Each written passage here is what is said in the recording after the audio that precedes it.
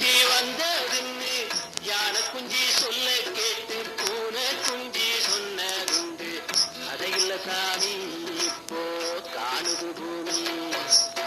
இது மட்டும்தானா இன்னும் இருக்குது சாமி.